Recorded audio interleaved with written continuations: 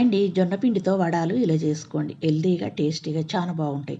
ఇప్పుడు మనం ఒక కప్పు ఉల్లిపాయ ముక్కలు తీసుకోవాలి. అట్లనే కరివేపాకు, కొత్తిమీర, ఉల్లికాడలు, పచ్చిమిర్చి పేస్టు, కొన్ని శనగపప్పులతో నానబెట్టేసుకోవాలి. అట్లనే పల్లీలతో కప్పు వేసుకొని తగినంత సాల్ట్, కొద్దిగా పసుపు, ధనియా పొడి, గరం మసాలా, ఒక స్పూన్ కారం వేసి ఒకసారి బాగా కలుపుకున్నాక ఇప్పుడు మనం పిండి వేసుకొని కలుపుకోవాలి. జొన్న పిండి నాకైతే ఇక్కడ 2 కప్పులు పట్టింది. అట్లనే ఒక స్పూను అల్లం వెల్లుల్లి పేస్టు, కొంచెం ఆయిల్ వేసి కొన్ని వాటర్ వేసి మనం పిండిని కలుపుకోవాలి. వాటర్ ఎక్కువ పట్టాయి, 2 స్పూన్ల దాకా పడతాయి అంతే.